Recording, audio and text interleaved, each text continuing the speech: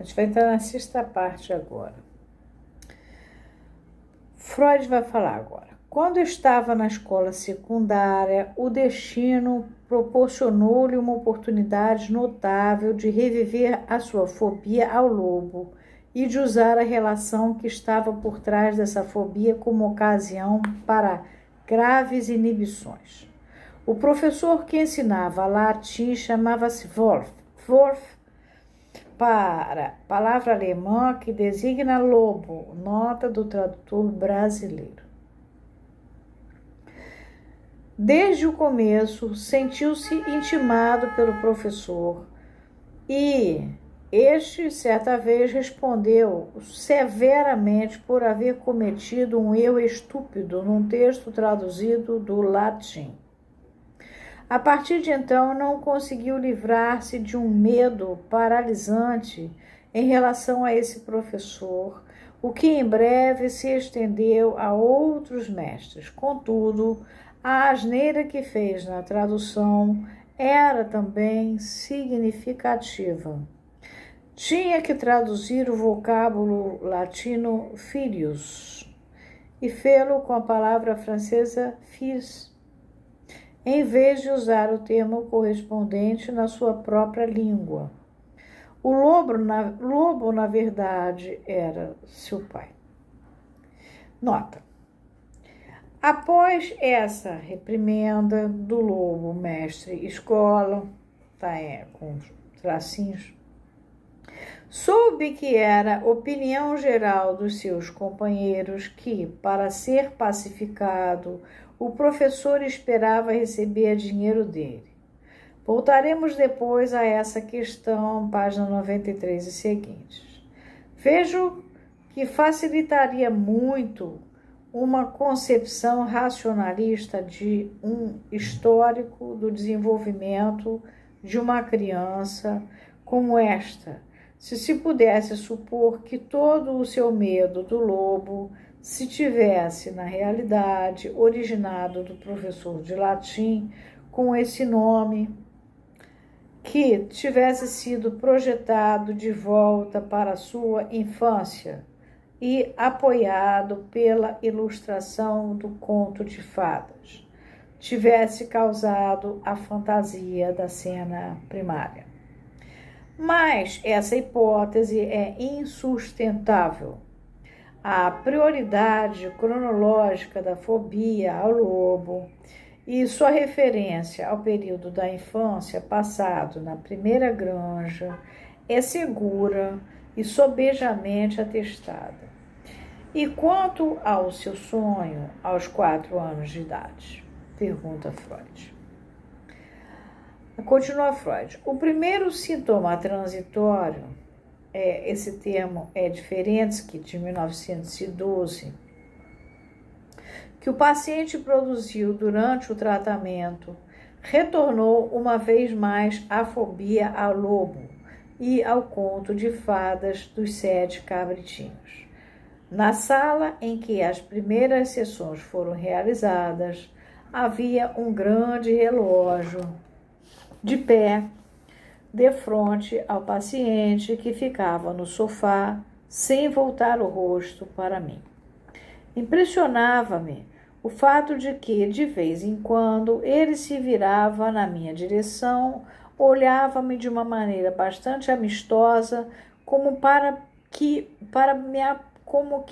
me aplacar, e então afastava de mim o olhar e fixava-o no relógio. Na ocasião, eu achava que, dessa forma, ele procurava mostrar-me que estava ansioso pelo fim da sessão. Muito tempo depois, o paciente recordou-me essa cena de espetáculo mudo e deu-me uma explicação a respeito dela. Lembrava-se de que o mais novo dos 7 cabritinhos, até eu lembrei disso antes do Freud, escondeu-se na caixa do relógio de parede, enquanto os 6 irmãos eram comidos pelo lobo.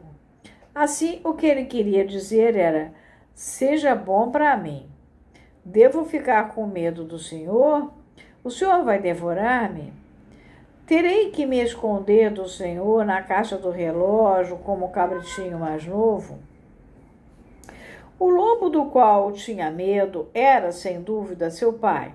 Mas o medo do lobo era condicionado pelo fato de a criatura estar numa posição ereta.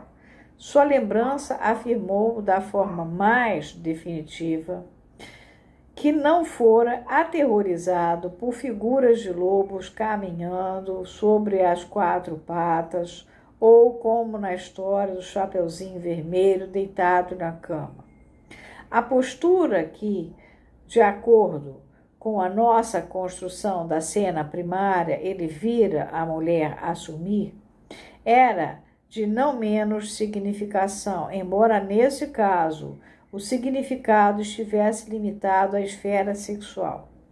O fenômeno mais espantoso da sua vida erótica após a maturidade era a sua tendência a ataques compulsivos de paixão física que surgiam e de novo desapareciam na mais desconcertante sucessão.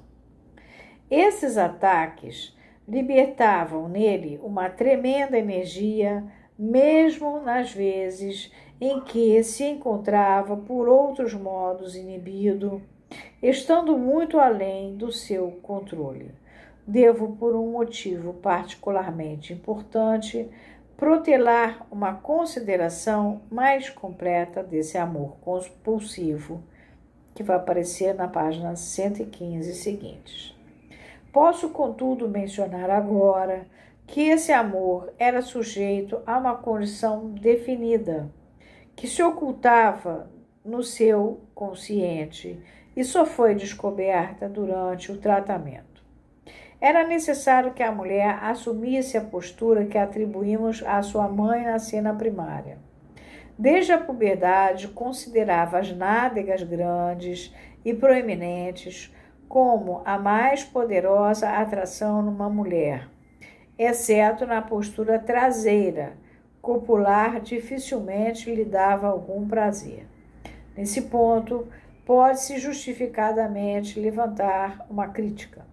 A objeção seria de que uma preferência sexual dessa natureza pelas partes posteriores do corpo é uma característica geral de pessoas que se inclinam para uma neurose obsessiva e que a sua presença não justifica referi-la a uma impressão particular da infância. Faz parte da estrutura da disposição anal erótica e é uma das características arcaicas que distinguem esta constituição. Na verdade, o coito efetuado por trás, more fararam, a maneira dos animais, pode, afinal de contas, ser considerado como a forma mais antiga filogeneticamente.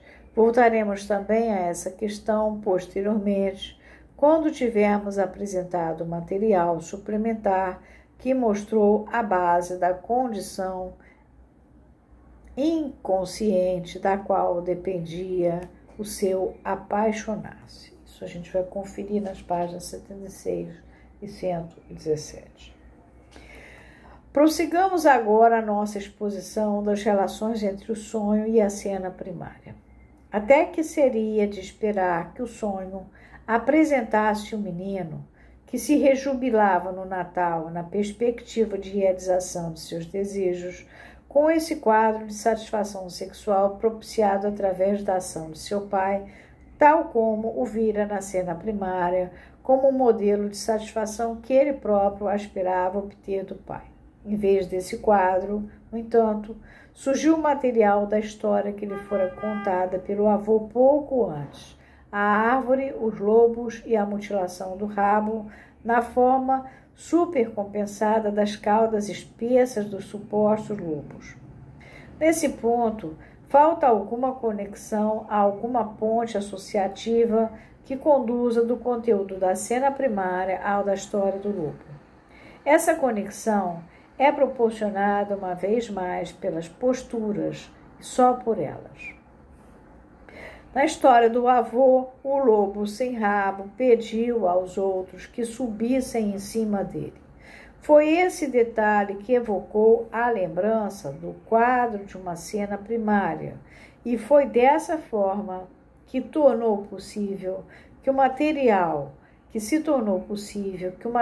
da cena primária fosse representado pelo da história do lobo e, ao mesmo tempo, que os dois pais fossem substituídos, como era desejável, por diversos lobos.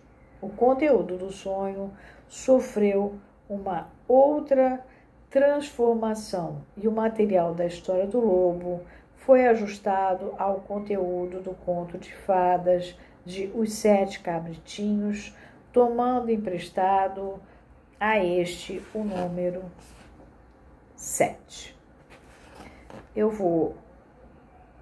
Tem uma nota aqui.